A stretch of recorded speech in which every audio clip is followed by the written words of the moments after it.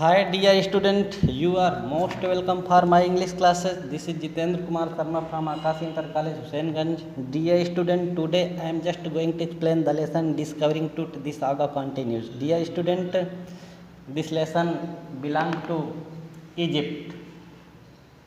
I mean to say मिस्र. कहने का आशा यह है कि यह कहानी का संबंध मिस्र से है. That lesson is very important. जो कहानी बहुत ही मज़ेदार है. तो सबसे पहले हम discovering truth and saga continue जो लेसन का शीर्षक है इसके विषय में समझेंगे. देखिए, डिस्कवरिंग ट्रुथ, डिस्कवरिंग से तात्पर्य है हमारा खोजना, आविष्कार करना या पता लगाना. ट्रुथ जो है मिस्र साम्राज्य का एक राजा था. एक शक्तिशाली राजा के परिवार का एक राजकुमार था जिसकी उम्र लगभग 13 से 20 वर्ष के बीच की थी. दी सागा मीन्स कहानी, स्टोरी कॉन्टिन्यूज बताती है. कहने का आशा यह है कि ये जो कहानी है राजा टूट के विषय में बताती है. जो राजा टूट जिनका असामयिक निधन हो गया था 13 से 19 वर्ष के बीच में, वह इनके मृत्यु के रहस्यों के विषय में यह कहानी बताती है. So let us study about introduction. First, discovering truth saga continues is written by A.R. William. Discovering truth saga continues written by लिखा गया है bye A.R. William. A.R. William के द्वारा लिखा गया है. The story deals with the mysteries and various theories regarding the life and death of the youngest ruler of ancient Egypt. यानी यह कहानी वर्णन करती है या बताती है प्राचीन मिस्र के नवयुवक शासक के जीवन और मृत्यु के विभिन्न सिद्धांतों और रहस्यों के विषय में बताती है. कहने का आशा यह है कि यह कहानी हमें प्राचीन मिस्र के नवयुवक शासक के जीवन और मृत्यु के विषय में विविध सिद्धांतों एवं रहस्यों के विषय में बताती है. जो शासक का नाम टूटनखामुन था, मतलब जो मिस्र का ये शासक था जिसकी असामयिक मृत्यु हो गई थी, इसका नाम टूटनखामुन, मतलब this is the full name of king टूट. This tomb was discovered in 1922 by famous archaeologist Howard Carter. This tomb was discovered in 1922. इस मकबरे का आविष्कार सन 1922 में, या इस मकबरे को सन 1922 में प्रसिद्ध पुरातत्ववेत्ता हावर्ड कार्टर के द्वारा आविष्कार किया गया था. मतलब हावर्ड कार्टर के द्वारा इस टम्ब को पता लगाया गया था. And since then this mummy has been subjected to a X-ray and later a CT scan. And since then, और तब से इस मम्मी को has been subjected to X-ray, तब से यह मम्मी एक्सरे और बाद में CT स्कैन से होकर के गुजरना पड़ा. कहने का मतलब है कि बाद में जब इस मम्मी का पता लगाया गया था हावर्ड कार्टर के द्वारा, तो इस मम्मी को एक्सरे और CT स्कैन, ये जो जांचें होती हैं, इनसे होकर के गुजरना पड़ा. These investigation have answered a lot of question. These investigation, और ये जांचें जो हुई थी, हैव आंसर्ड, उत्तर देती हैं, ए लॉट ऑफ क्वेश्चन, ढेर सारे प्रश्नों का. मतलब ये जो जांच हुए थे, जो एक्सरे और CT स्कैन जो कि राजा टूट के मम्मी का हुआ था, यह मम्मी की जो छानबीन हुई थी, यह मम्मी ढेर सारे प्रश्नों का उत्तर देती है. मतलब ढेर सारे इन प्रश्नों का उत्तर देती कि उसकी मृत्यु कैसे हुई थी. क्योंकि उसकी मृत्यु 13 से 19 वर्ष के बीच में हुई थी, और जो किंग टूट थे ये बहुत ही शक्तिशाली साम्राज्य से बिलोंग करते थे. तो एक शक्तिशाली साम्राज्य से बिलोंग करने वाले जो राजकुमार होते हैं, इनकी जब असामयिक मृत्यु होती तो एक रहस्य का कारण बनती है. And offered new clues on his life and death, और यह कहानी ऑफर्ड प्रदान करती है न्यू क्लूज माने नए सुरागों को, on his life and death मतलब उसके जीवन और मृत्यु के नए सुरागों को दर्शाती है, प्रस्तुत करती है। He was just a teenager when he died, he was just a teenager अर्थात वह जस्ट यानी ठीक, टीनेगर से तात्पर्य है कि किशोर, वह ठीक किशोर थे, व्हेन ही डाइड जब उसकी मृत्यु हुई थी, यानी जब टूट मरे थे तो वह किशोर थे। कहने का आशय है कि उनकी उम्र लगभग 13 से 19 वर्ष के बीच की थी। The lost air of a powerful family, lost air यानी अंतिम उत्तराधिकारी, ए पावरफुल फैमिली एक शक्तिशाली परिवार का अंतिम उत्तराधिकारी, दैट हैड रूल्ड जिसने शासन किया इजिप्ट मिस्र में, एंड इट्स एम्पायर और इसके साम्राज्य में फॉर सेंचुरी शताब्दियों तक। कहने का आशय यह है कि एक शक्तिशाली परिवार के अंतिम एयर से तात्पर्य है कि है अंतिम उत्तराधिकारी के रूप में, मतलब एक शक्तिशाली परिवार के अंतिम उत्तराधिकारी के रूप में जिन्होंने मिस्र में और इसके पूर्ण साम्राज्य में सदियों तक शताब्दियों तक शासन किया। He was laid to rest laden with gold and eventually forgotten, he was laid to rest मतलब उन्हें लिटाया गया था, लाइडन विद भर करके, गोल्ड सोना, कहने का आशय है कि उन्हें सोने से लाद करके उनका अंतिम संस्कार किया गया था, मतलब उन्हें सोने से भर करके दफनाया गया था, एंड इवेंटुअली फॉरगॉटन और इस प्रकार से आखिरकार उन्हें भुला दिया गया। Since discovery of his tomb in 1922, since चूँकि डिस्कवरी ऑफ हिज टम्ब इन 1922 चूँकि सन 1922 में उनके मकबरे का पता चला था, तो the modern world has speculated, जो मॉडर्न वर्ल्ड था यानी आधुनिक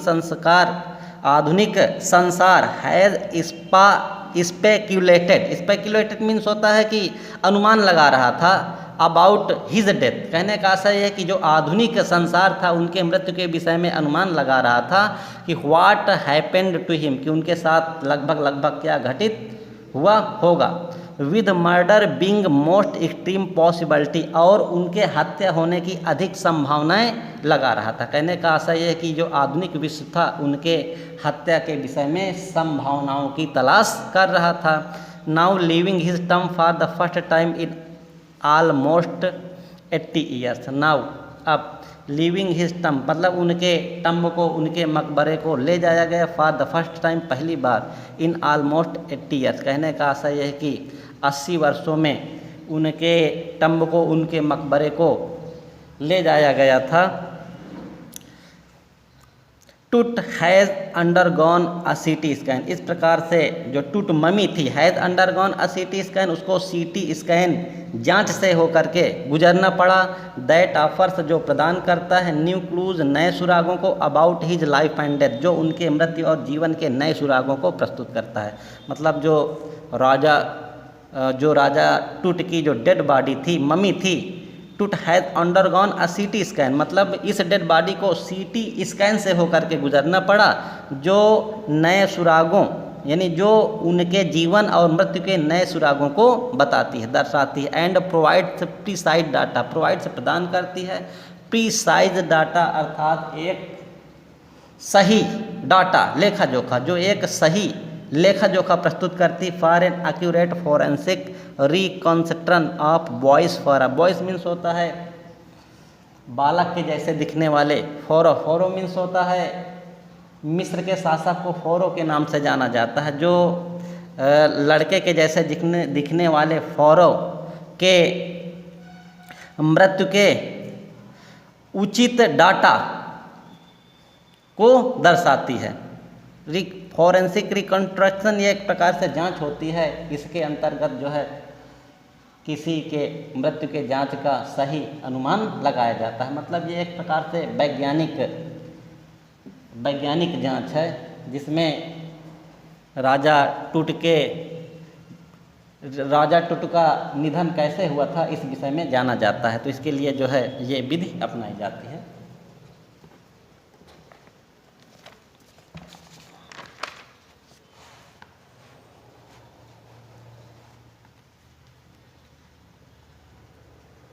N angry wind stayed up, ghostly wind, devil's as king Tut was taken from his resting place in ancient Egyptian cemetery known as Valley of King.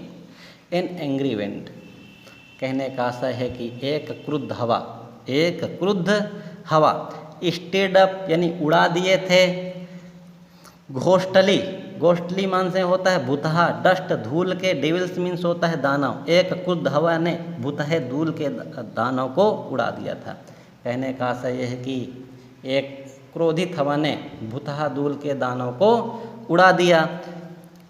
As king Tut was taken from his resting place, as जब राजा टूट को, was taken ले जाया गया, from his resting place अर्थात उनके burial स्थान से, अर्थात उनके दफनाए हुए स्थान से जब राजा टूट को ले जाया गया। In ancient Egyptian cemetery, ancient माने प्राचीन मिस्र के कब्रिस्तान में, जिसे हम वैली ऑफ किंग के नाम से जानते हैं।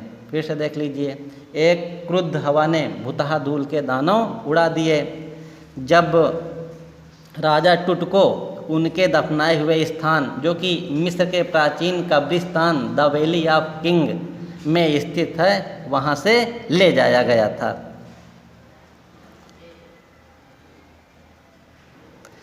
Dark bellied clouds had scudded across the desert sky, dark bellied से आशय है कि काले और फूले हुए बादल, काले और फूले हुए बादल, फूले हुए से तात्पर्य है कि जब बादल बहुत ही बरसने वाले होते हैं तो उस समय बादल घने हो जाते हैं, तो काले और घने बादल had scudded across the desert sky, मतलब उस सुनसान आकाश में सारा दिन इधर उधर भ्रमण किया, मतलब सारा दिन इधर उधर घूम रहे थे।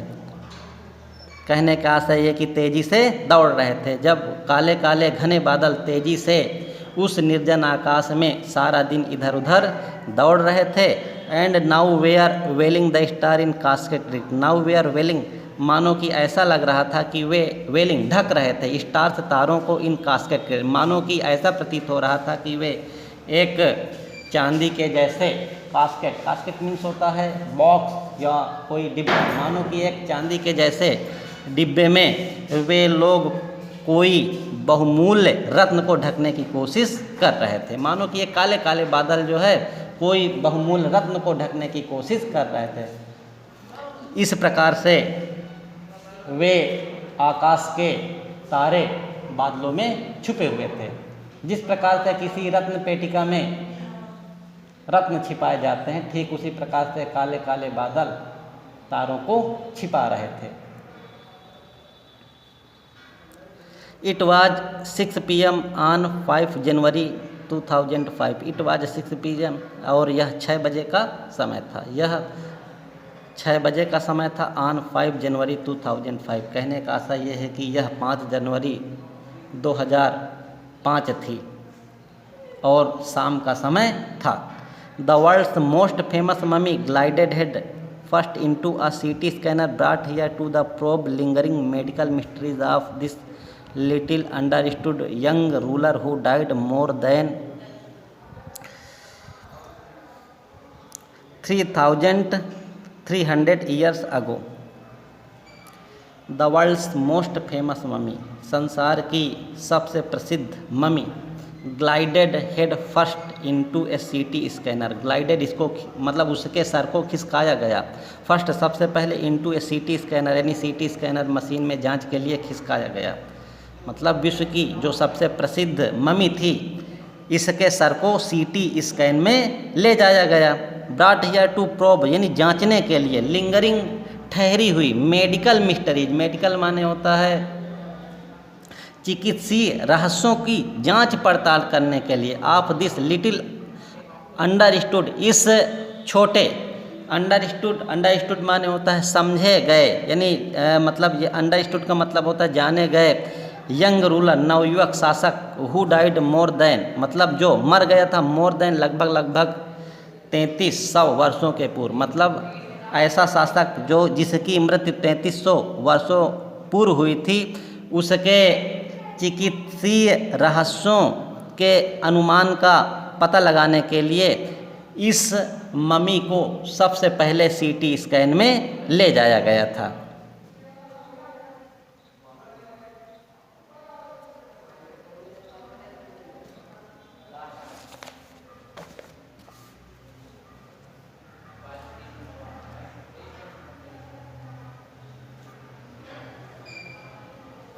ऑल आफ्टरनून, पूरी दोपहर।